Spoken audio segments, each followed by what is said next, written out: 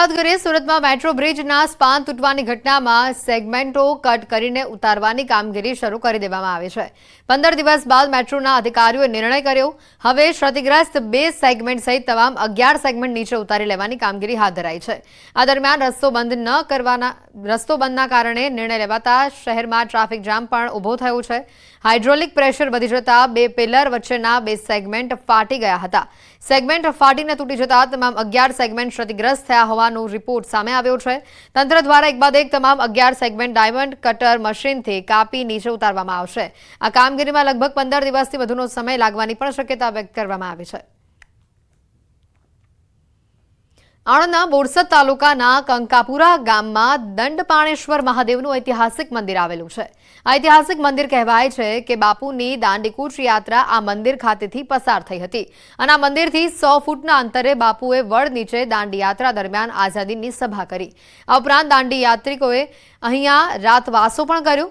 આ સભાની ઐતિહાસિક જગ્યા પર ગાંધી વડ આવેલું છે। ભક્તો પવિત્ર શ્રાવણ માસમાં અતિ શ્રદ્ધાથી અહીંયા દર્શન કરવા માટે આવે છે। મહર્ષિ દધીચી ઋષિની આ તપોભૂમિ છે જ્યાં દધીચી ઋષિની તપસ્યાથી સ્વયંભૂ શિવલિંગ પ્રગટ થયું હોવાની લોકવાયકા છે। ભગવાનનું શિવલિંગનું પ્રાગટ્ય થયું ત્યારે શિવલિંગમાં હીરા હતા અને આવું આશ્ચર્ય બધા લોકોએ જોયું અને સ્થાપના કરી અને આ વાત મહંમદ બેગડા સુધી પહોંચી અને લૂંટવા માટે મહંમદ બેગડો અહીંયા આવેલો અને શિવલિંગ ઉપરથી એ હીરા કાઢી ગયેલો એ 2 કાણા ત્યાં પડેલા છે। મહર્ષિ દધીચી ઋષિના સમયમાં આ મંદિર બન્યા પહેલાની જગ્યા પર કામધેનુ ગાય ઘાસ ચરવા આવતી હતી। લોકવાયકા છે કે ગાયને ઘાસ ચરતા ખ્યાલ આવ્યો કે તેના પગ નીચે શિવલિંગ છે। કામધેનુ ગાય પશ્ચાતાપ રૂપે ભગવાનના શિવલિંગને ચાટવા લાગી અને આ દરમિયાન ગાયને જીભમાં લોહી નીકળ્યું।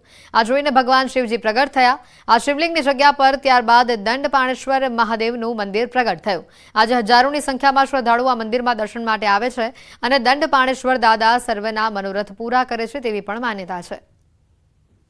પ્રાયશ્ચિત સ્વરૂપે ભગવાન બિરાજમાન થયા। અરે હે કામધામનું નામની ગાય શા માટે આટલો વિલાપ કરે છે કે હે પ્રભુ તારી ઉપર મેં પગ પછાડ્યા અને પગ પછાડવાથી પાછળની 2 ખરી હતી એ એના કાણા છે પાછળ અને આગળનો ભાગ એના નખ સ્વરૂપે થયેલો છે। દંડપાણેશ્વર મંદિરના પ્રાંગણમાં એક રામજી મંદિર પણ આવેલું છે। અહીંયા રામ લક્ષ્મણ જાનકીની 500 વર્ષ જૂની મૂર્તિઓ છે। આ રામજી મંદિરમાં એક 1.25 મણની કુંડી એટલે કે 25 કિલોનો એક ચમત્કારિક પથ્થર પણ આવેલો છે। ભાદરવા સુદ જલઝીણી એકાદશીએ ગામ લોકો ભેગા મળીને ગામમાં આવેલા દંડેશ્વર તળાવમાં પૂજા કરે છે। આ પથ્થર પાણીમાં તરે છે જેના દર્શન કરવા મોટી સંખ્યામાં લોકો દૂર દૂરથી આવે છે। જે પથ્થર છે એને કુંડી તરીકે બધા ઓળખે છે। આ કુંડી 1.25 મણ પથ્થરની એટલે 25 કિલો પથ્થરની છે અને ભાદરવા સુધી 11 દિવસે દર વર્ષે અહીંયા દંડેશ્વર તળાવ છે દંડપ્રાણેશ્વરનું એ તળાવની અંદર અને ભગવાનને લાલજી ભગવાનને જળ વિહાર કરવામાં આવે છે। શું તમે ક્યારે જોયું છે ખરું કે ગણતરીની સેકન્ડોમાં જ એક ચોખાના દાણા પર તમારું નામ લખાઈ જાય? આ કલા જોઈને તમે પણ દંગ રહી જશો। એક ચોખાના દાણા પર અમદાવાદના કલાકાર દીપક ભટ્ટ ગણતરીની સેકન્ડોમાં જ ચોખા પર નામ લખી આપે છે। તેઓ સોપારીમાંથી ગણેશજી, એક્ટર ગોવિંદા, પ્રધાનમંત્રી નરેન્દ્ર મોદીની પણ મૂર્તિઓ બનાવી ચૂક્યા છે। તેવી જ રીતે તેઓ લાકડાના ટુકડાની કોતરણી કરીને ભગવાન ગણેશની અને વાંસની કોતરણી કરી શિવજીની મૂર્તિઓ બનાવે છે। દીપકભાઈ સોપારી, લાકડા, ચોખા પર પોતાની કલા કંડારવામાં માહિર છે। તેટલા જ માહિર તેઓ પથ્થરો પર મૂર્તિ કંડારવામાં પણ છે। એટલું જ નહીં, તેઓ ગણતરીની મિનિટોમાં પેપર પર અને કેનવાસ પર પેઇન્ટિંગ પણ કરી નાખે છે। કેનેડા ગવર્મેન્ટની પાર્લામેન્ટમાં તેઓએ ચોખાના દાણા પર 70 શબ્દોમાં લખેલા પત્ર બદલ તેઓનું સન્માન કરવામાં આવ્યું। એક માથાના વાળમાંથી બીજા વાળને પૂરવવાની તેમની કલા બદલ તેઓને લિમ્કા બુક ઓફ રેકોર્ડમાં સ્થાન મળ્યું છે। આ ઉપરાંત તેઓને 70થી વધુ સન્માનપત્રો અને એવોર્ડ મળી ચૂક્યા છે। નવાઈની વાત એ છે કે દીપકભાઈએ માત્ર 10 ધોરણ સુધીનો અભ્યાસ કરેલો છે, પરંતુ તેઓને જન્મજાત મળેલી આ કલાએ તેઓને દુનિયાભરમાં ઓળખ આપી છે।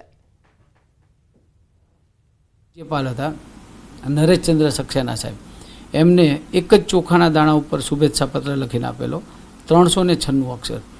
જ્યારે સચિન તેંડુલકર અમદાવાદમાં વિલ્સ કપ રમવા માટે આવેલા ત્યારે તલના એક દાણા ઉપર 148 અક્ષરનો અભિનંદન પત્ર લખીને મેં આપેલો।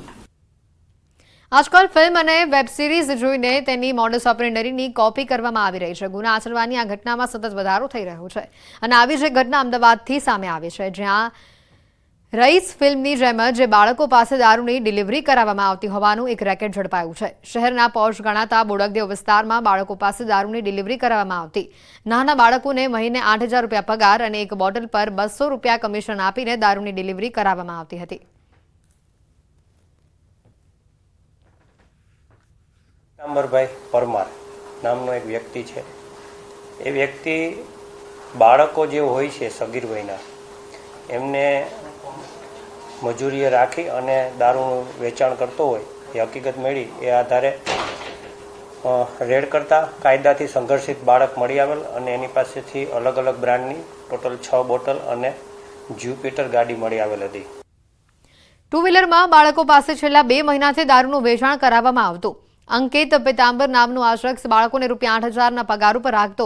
એટલું જ નહીં, દારૂની એક બોટલની ડિલિવરી કરે તો 100 થી લઈને 200 રૂપિયાનું કમિશન પણ આપતો.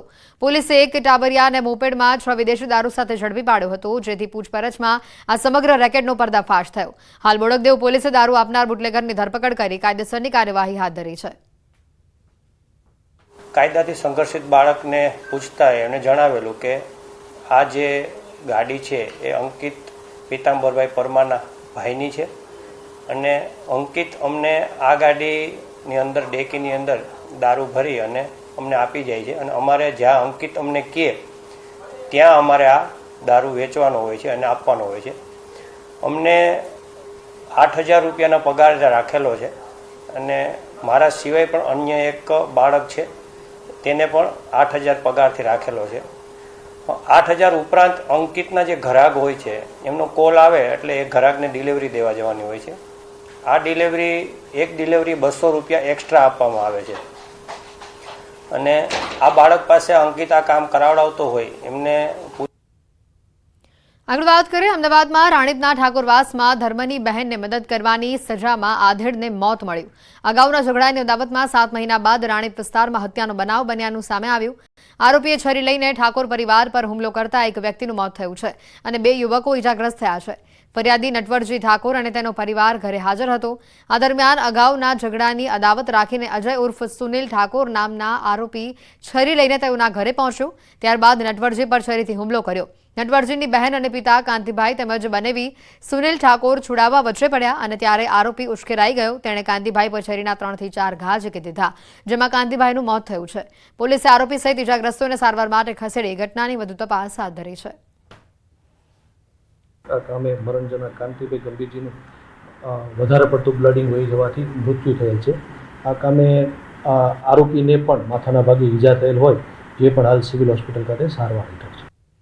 સુરતના લીંબાદમાં મસ્જિદના મૌલવી અને તેના ભાઈ વિરુદ્ધ પોલીસે ફરિયાદ નોંધી 3 લોકોની ધરપકડ કરી છે. મદ્રેસામાં ઇસ્લામ ધર્મનું શિક્ષણ લેવા જતા 11 વર્ષીય બાળકને મૌલવીએ સોટીથી માર માર્યો.